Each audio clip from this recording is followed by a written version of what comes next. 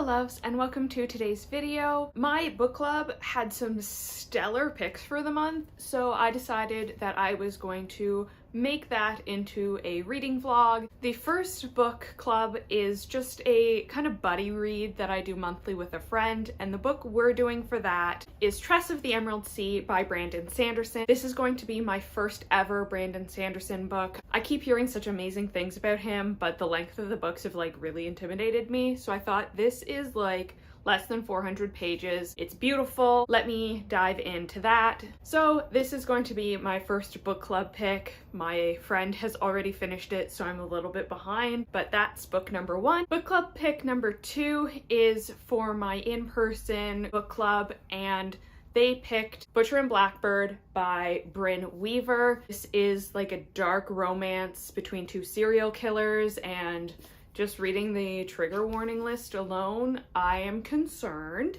as to what's going to happen in here. So this is the second book club pick that I'm going to be reading. And because of the triggers in that one, my in-person book club has kind of a rogue second group going on for the people who either don't want to read that one or started it and didn't want to finish it. And they're going to be reading Bright Young Women by Jessica Knoll. This appears to be about a massacre that happens in a sorority house at a university, and two women who refuse to give up the investigation to find out what truly happened. So these are the three books I'm going to be trying to read in this reading vlog, and I hope you enjoy. So first check-in of the book club books. I just finished part 3 of Tress of the Emerald Sea, which is about 114 pages in. I am really loving the writing style of this so far. There's just something about the way Brandon Sanderson is describing things that it just feels comfortable. And I don't know how else to describe it. I feel like I'm wrapped in a blanket of his words.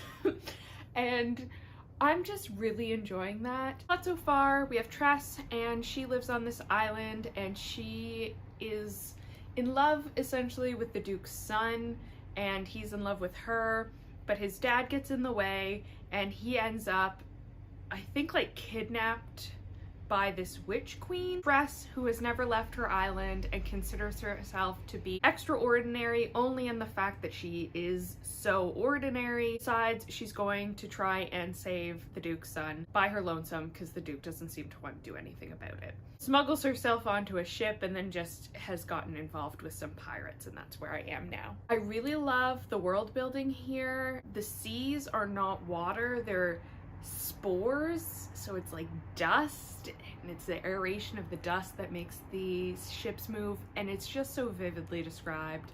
And like I said, the writing just feels so comfortable and cozy. But for being 100 pages in, I feel like not a lot has happened plot-wise. Things have happened, but nothing I would necessarily be like texting my friends like, oh my god, this book I read, you will not believe what happened. But I feel like that's not the point. It's more the journey. So I am enjoying this so far for what it is, and I will give you some more updates. So it's a couple days later because I had some slow reading days. I'm training for a 5K next month, so I just got to about the 2/3 of the way through point in Tress of the Emerald Sea. So Tress is still arguably trying to cross the sea of spores to track down Charlie, and in doing so she's linked up with this group of pirates, and their captain has basically forced them to become outlaw pirates by killing other people. So Tress is trying to keep herself from being killed by the captain of this ship while also trying to further her goal of getting to the Midnight Sea to save Charlie, and then also has to try and find out where the sorceress's island is in the Midnight Sea. So she's also working to break the curse on one of the shipmates, Hoyd, who is also the narrator of the whole book. And I'm trying to figure out if maybe he is from one of the other Cosmere novels that I haven't read. I'm getting the inclination that I should be a bit more familiar with his backstory than I am, unless that's going to be revealed later. I'm still absolutely loving the writing style of this. There's just something about the way Brandon Sanderson is describing different things that's written with such optimism that just tugs at my heartstrings and makes me feel like I'm wrapped in a warm, cozy blanket. Throughout the plot, we've been introduced to a few other of the characters that are the pirates on this boat. All of these characters who are so unique and interesting and really add to the world. And a lot of the interactions Tress has with them, particularly in the last few passages for me, have been about learning how ordinary people can be extraordinary and everybody has their place in the world. Even the most ordinary things about someone can make them unique. I definitely think this is, for now, a very cozy fantasy. They're still pirating around, so there's still some moments of tension where they're attacking other ships, but just how it's written and the underlying morale I'm getting from it is very cozy and comfortable. I am hoping I can finish this tonight. I will provide you with more updates later on. Bye! So this paragraph here really just exemplifies what I was saying about the just comfort of the writing and the morals behind the writing. So I'm gonna read this passage. But if you ask these heroes why they risk their lives, don't do it on a stand in front of a crowd while you give them their medal, because the truth is they likely didn't do it for their country or even for their ideals. Consistently across cultures, eras, and ideologies, war heroes report the same simple motivation. They did it for their friends. In the frenzied anarchy of destruction, loyalty to causes and kingdoms alike tends to fall to the chaos. But the bond between people, well, that's stronger than steel. If you want to create heroes, don't give them something to fight for. Give them someone to fight for. Like, how beautiful is that? So those are the kind of cozy and optimistic passages that just keep catching me off guard as I'm reading this book and making me really love the writing, particularly in this. Still have about 100 pages to go and we'll hopefully get this done tonight. I'm sorry. What just happened? What? I can't tell you because spoilers, but my flabber has been gasted at that twist. I didn't catch any of that. I didn't catch that at all. What? Oh. I'm a Brando Sando convert.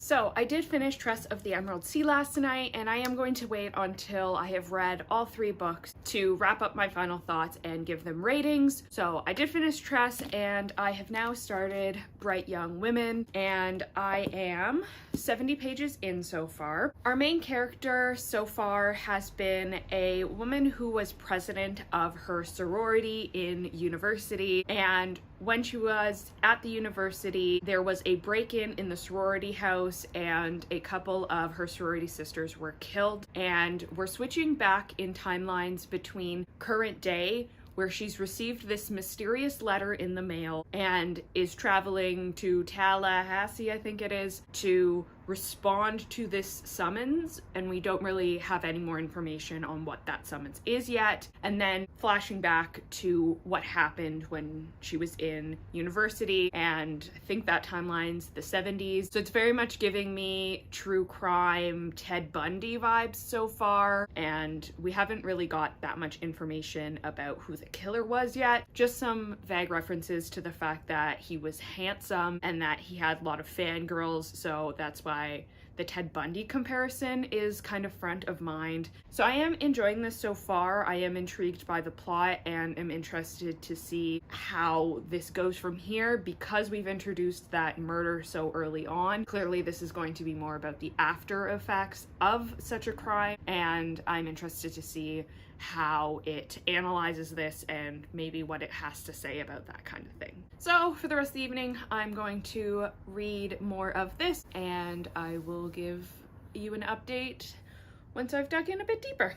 So the main character mentioned something about the defendant, which is what she's currently calling the killer, that he defended himself in court. And I'm like, hold on a second. That is exactly what Ted Bundy did. So I skipped to the acknowledgements because I'm like, that's normally where authors will mention what inspired them. And the first person the author thanked was Kathy Kleiner, who was one of Ted Bundy's victims who survived his act of violence. So this is a fictionalized Ted Bundy story, I guess? I don't know how I feel about that. I'll have to see how it's handled, I think. But for transparency, I did not like The Stranger Beside Me by Anne Rule. I didn't particularly like how specifically the discussions around law enforcement were handled in The Stranger Beside Me. We're going to have to see how this is handled, but it's definitely going to be in my mind now that this is Ted Bundy. Alright, so I'm now 2/3 of the way through Bright Young Women, and it is definitely taking a more cop-critical stance than Stranger Beside Me Anne Rule did, and I had to look it up because it was kind of teetering on the edge of, I know a lot of this is directly taken from Ted Bundy, but some of this, I'm not sure how real it is. Apparently the characters in this are fictionalized, but all the facts about the case are real. And I'm not sure how I feel about that, specifically because there wasn't any preamble to explain that, and I think that's a little weird. I shouldn't have to Google something. That set aside, I am enjoying the actual content of the book. We're kind of following 3 different timelines. Our main character, Pamela, we start out kind of with her in the current day, and she gets a letter in the mail and is traveling back to Tallahassee because something is happening. And then we're also getting the story of what she experienced after the massacre in the sorority house. So talking to the police, trying to put her life back together and collect evidence that the police is overlooking. In that timeline, she finds out who the defendant is because she meets this woman named Tina, and Tina, one of her close friends, was another victim of the defendant, and we are getting Tina and Pamela working together to try and solve the crime. And then our 3rd timeline is what happened to Tina's friend Ruth from Ruth's perspective. It's the lead up of the building of their friendship, so Ruth and Tina becoming friends furthest timeline back. Middle timeline, Pamela and Tina together trying to solve the crime of the defendant. And then current timeline, Pamela gets a letter in the mail, and we don't really have much more information on that yet, what is going on. So I am intrigued by what's going on with Pamela and Tina and trying to do what the cops can't. I don't know how I feel about Ruth's story. It seems a little out of place compared to everything else. So far it's just been how she has a terrible relationship with her mother and goes to like a grief support group where she meets Tina, and I'm not sure what that adds to the story. If this was with the intention of humanizing the victims of Ted Bundy, that would be something that makes sense, but that's not explicitly stated here, so I don't know what the intention of this book is. What is it trying to do? It's making it hard to evaluate critically, know how to approach it when I don't know what the author's intention was. And I know death of the author's intention shouldn't matter, but when you are dealing with a real life crime, with real victims, with real humans who suffered, I think intention matters a bit more. And I don't think this being fiction technically excuses that. I'm feeling a little bit conflicted about this one at the moment, where I'm enjoying the content, but I don't know how I feel about it existing. So I'm hoping to finish this tonight, and I'm saving all my final thoughts for the very end of this video. So I did finish Bright Young Women last night, and I will give you my thoughts at the end. And I did start Butcher and Blackbird today. And I was gonna wait until page 100 to give an update, but she just mentioned Keanu Reeves and Constantine specifically, so this book is fighting hard to win me over because I do love a Keanu Reeves reference, So I'm on page 75. That's where the Keanu Reeves reference is. The two main characters, Sloane and Rowan, are both serial killers who kill serial killers, and they meet through coincidence and start doing an annual, like, serial killer competition to see who can kill the target the fastest. I love, like, a scavenger hunt game in a book. I think I'm going to like this one. Good first impressions. I'm going to continue reading this. It might have already won me over, though, with that Keanu Reeves reference. So I got to page 160-ish of Butcher and Blackbird last night, and while it was murdery and, like, them thinking of how much they wanted to have sex with each other, there hadn't actually been any spice. So I'm like, it's safe. I can bring this out with my errands to read while I'm, like, waiting for my appointment, things like that. And I went to Dairy Queen because I missed my lunch and needed to eat something before I went to archery practice. And don't I get to the spiciest of scenes when I am in the Dairy Queen and some missionaries came and sat at the booth next to me, and if I believed in God, I would believe that that was a sign from him, because maybe I do need Jesus, because I was enjoying it. I have like 40 pages left, and then I can give you an update and my ranking of all 3 of the books. So, talk to you soon. Okay, I have now finished all 3 of these books, and we are going to determine which one is the best book club pick. Okay, so first compile rating is going to be for Tress of the Emerald Sea. Characters, 5 out of 5. I loved all of them. All of them had their little quirks that made them unique and special, and all of them I had such an affection for. 5 out of 5 on characters. Atmosphere. The world building that Brandon Sanderson can do, stunning. 5 out of 5 again. Writing style. That optimism, that warm, comfortable feeling I got from his writing, 5 out of 5 for Brandon Sanderson on writing style. Plot, 5 out of 5. I really enjoyed the story. It had a twist at the end that really caught me off guard. 5 out of 5 for plot. Intrigue. I was really interested to see how Tress would deal with all of these obstacles, and I was so invested in even the side characters. 5 out of 5 for intrigue. Logic and relationships. Relationships that Tress ends up building with the other pirates was so endearing, and the logic of how the world worked was brilliant. 5 out of 5. And finally, enjoyment. 5 out of 5. This is a 5-star read. 5 out of 5. Perfect read for me. Tress of the Emerald Sea is my 3rd 5-star of the year. But just because this one has the highest rating doesn't necessarily mean it makes the best book club pick. Sometimes the good books don't make good book club picks because you don't really have anything to say about it other than, I loved this. This was amazing. I really enjoyed this. Sometimes the less good books are better book club picks. So let's go on to Bright Young Women. Bright Young Women is going to take me some thought to decide what my rating is for each of these compiles. For characters, I think I'm going to give it a 4 for characters. I did like the characters. I thought that Tina was a very interesting character. I thought that Pamela was a very interesting character. Ruth was a little bit on the weaker side, but I thought that the characters were very understandable in their motivations, and they were very interesting to follow. So 4 for characters.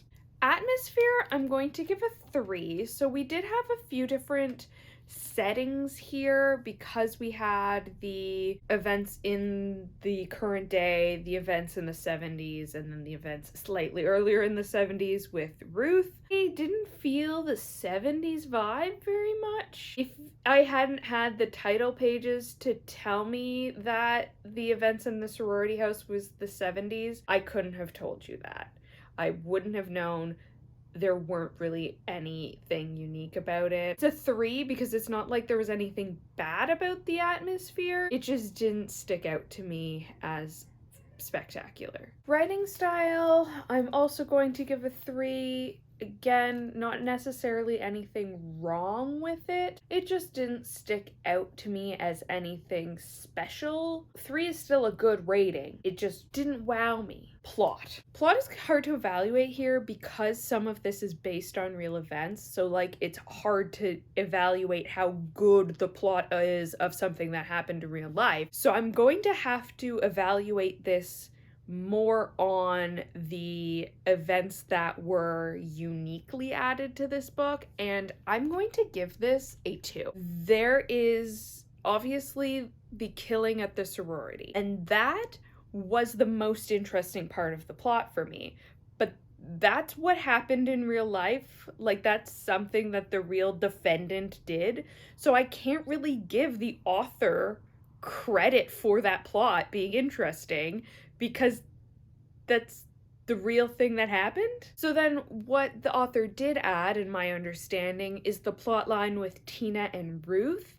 And I didn't find Ruth's part of this story to be very interesting. My biggest pet peeve with the plot, though, and this might be a spoiler because it isn't really revealed until maybe 3/4 of the way through, but it's more a character point than it is a like defining plot point. Ruth and Tina are in a lesbian relationship. And from what I've read, I tried to Google afterwards, the Vanity Fair article was paywall blocked. So my understanding is the Ruth and Tina stuff was what Jessica added herself. And she added in a relationship between 2 women, and then one of them was a victim of the defendant and killed. So you have added in an LGBT relationship to kill one of them off. And that makes me feel gross.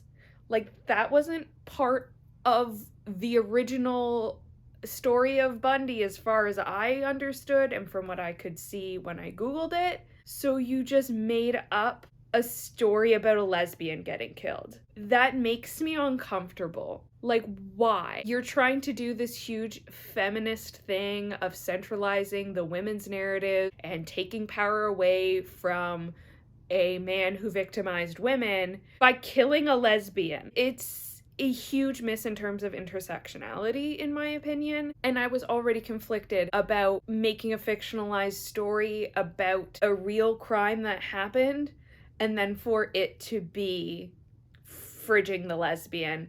That pushed me over the edge into like, no.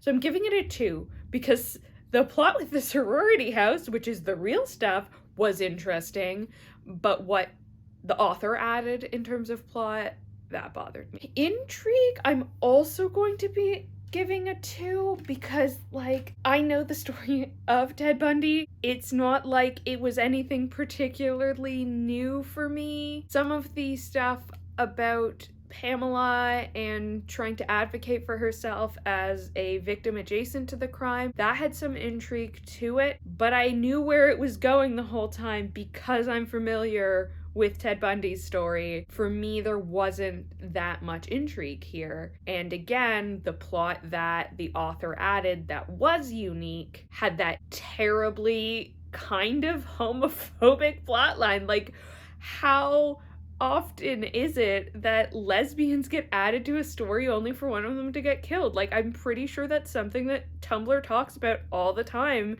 that happens in shows. It was bothering me that I couldn't remember the name of the trope, so I had to look it up. It's bury your gays. That is what this book was. And considering when I searched that term, there were critiques of it as far back as 2016. Why are we still doing this in 2023? Once I realized it was Ted Bundy, this lost all intrigue I had for it. So I'm giving that a 2. Logic relationships. Like, again, it's hard to assess the logic of something that happened in real life. Like, obviously it was logical. That's what actually fucking happened. So I'm gonna have to rely heavily on the relationships here, and I'm gonna give that a 3, I guess, because the, like, sisterhood between Pamela and Tina was fairly good. Pamela coming to realize that she didn't need to settle for her shitty boyfriend because she is worthy of love. That was fairly decent in terms of I guess, being interesting. I guess a 3 for logic and relationships here. Enjoyability, I'm giving a 1, because once I realized it was Ted Bundy, I became very uncomfortable with the ethics of this book. I got that the author was trying to do something with the centralizing the stories of the victims and taking power away from the name of the killer and all of that stuff, but none of that was explicit in the text.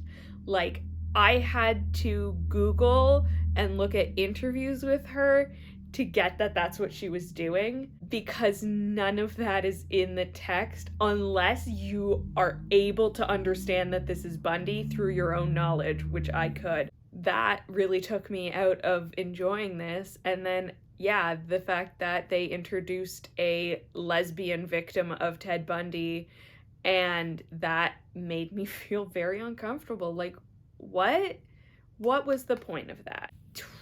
Really bothered me. So I'm giving this a 1 for enjoyability, and this ends up at a 2.57. However, I think this would make a good book club pick, specifically because my 2.57 seems to be a minority opinion. This book has an average 4.08 on Goodreads. People seem to really love this book, and given the problems I have with it, I think those things specifically would bring about good discussions of, is it ethical to tell the victim's story in a fictionalized way? I think this book and the discussion it was trying, I guess, to start about centralizing victims and taking power away from the name of the killer, like, those solicit good discussions, even if I personally had a lot of issues with the book itself. So, Bright Young Women, 2.57, but I think it's a good book club book.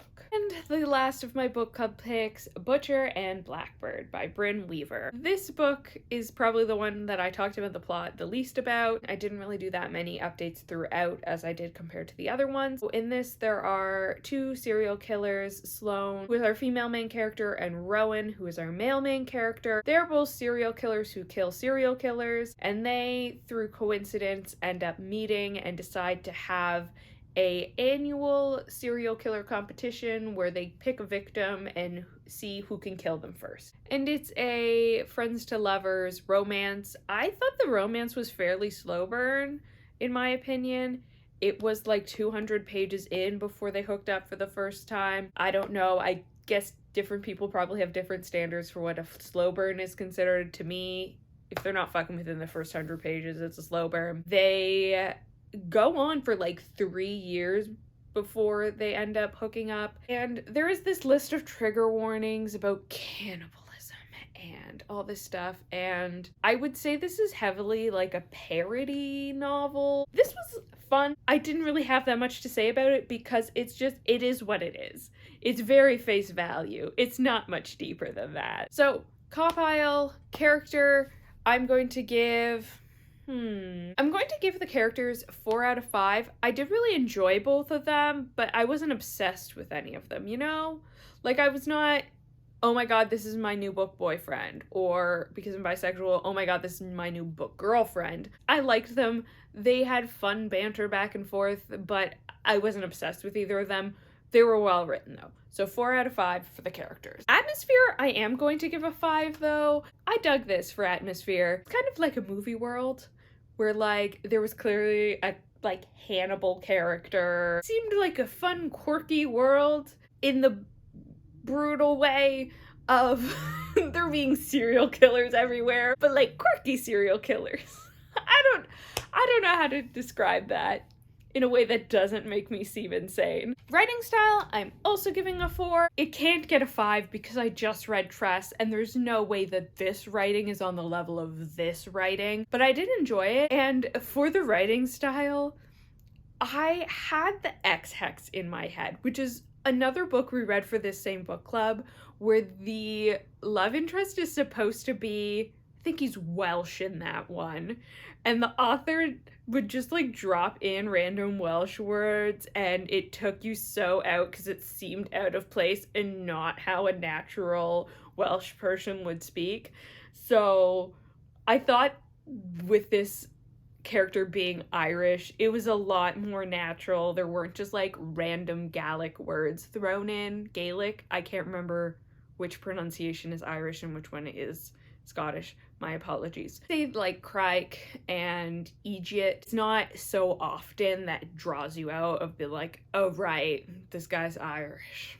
I thought this deserved a 4 because the XX was in my head and I'm like, it was better writing than that. Plot, I am also going to give a 4. So obviously it's a romance, but there was some plot going on between the two characters being serial killers who hunt other serial killers and this game they have going on. And then there was a climax at the end that I thought was dramatic and tense. So I'm gonna give this a 4 for plot.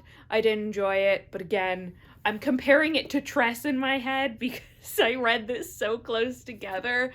It's not on the same level, but it was good, you know? Intrigue, I am going to give a 5 because it was a little bit of a slow burn. So I was like at 150 pages in, like, are we getting to the sexy stuff yet? Because I had heard that this was spicy, but we hadn't gotten there yet. So I'm giving it a 5 for intrigue.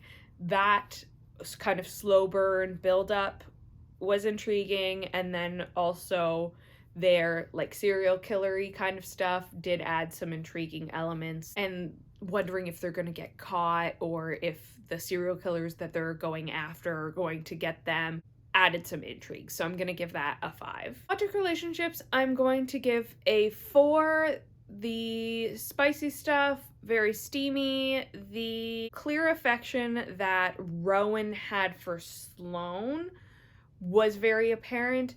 I didn't get quite as much the other way of Sloane and what she liked about Rowan. Rowan, in his sections or in his dialogue, was very clear about what he loved about Sloane, but Sloane didn't seem in her sections to have that explained quite as much. Relationships seemed a little bit one-sided. I think because it was dual POV, we could have had a bit more of her feelings and emotions fleshed out. It focused very much on her insecurities, and that made it seem a little bit like she was only with Rowan because he was the first person to make her feel loved. 4, because the spicy parts were steamy, but a little bit more on the emotional side. I need both here. I need both to make this a 5-star romance. I'm giving this a 4 out of 5 for enjoyment because